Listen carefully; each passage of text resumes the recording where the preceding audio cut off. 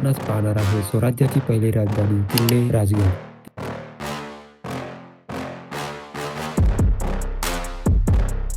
300 किलोमीटरची bike ride. मग जाऊन पोहोचतो गडाच्या पायथ्याशी. तिकडे बाईक पार्क केल्या.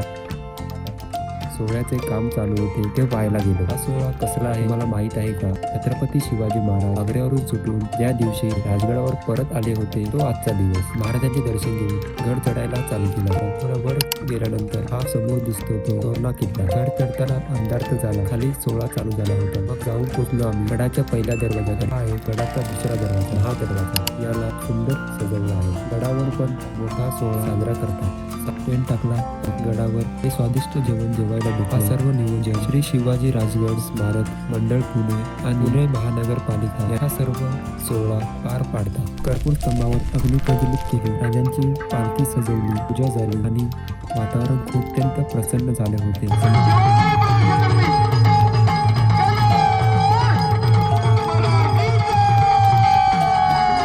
सकाळी उठून पद्मावती देवीचे दर्शन घेतले. या 2 पाण्याच्या टाक्या आहेत. महादेवाचे मंदिर आहे. हा आहे पद्मावती तलाव. त्याच्या जवळच चोर दरवाजा.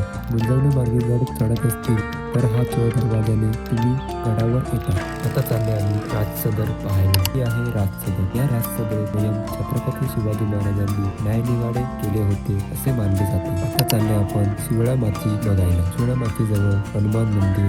शिवळा माचीचा पहिला गुरु चिलकती बुरुज. हे आहे मेढे. हा आहे हत्ती दगड. शिवळा माचीचं नाव कशावरून ठेवलं आहे माहित आहे का? सु म्हणजे छान आणि वेळा म्हणजे चांगली वेळ, म्हणून या माचीचं नाव शिवळा माची ठेवण्यात आले असे मानले जाते. आपण आहेत आता शिवळा माचीवर. चालले आपण बालेकिल्ला पाहायला. बालेकिल्ल्याकडे जाताना ट्रॅक आहे तो खूप अवघड आहे. त्यामध्ये ही गर्दी. बालेकिल्ल्याचा महादरवाजा. या दरवाजाची अजून एक खासियत आहे म्हणजे प्रतापगडच्या पायथ्याशी काही लोकांना देण्यासाठी एक बकूर महाराजांनी कापला होता. त्याचं शीर या दरवाजामध्ये शिरून ठेवण्याचा आदेश जिजाऊंनी दिला होता. त्या बकराचं नाव अफजल खान. आणि जन्नी देवीचं मंदिर, पाण्याच्या टाक्या आणि त्याच्यासमोर ब्रह्मेश्वर मंदिर. मग आला तो क्षण जे पाहण्यासाठी आम्ही एवढ्या दुरून आले होते. राजवाडा. छत्रपती शिवाजी महाराज 20 वर्षाहून अधिक काळ वास्तव्यात होते.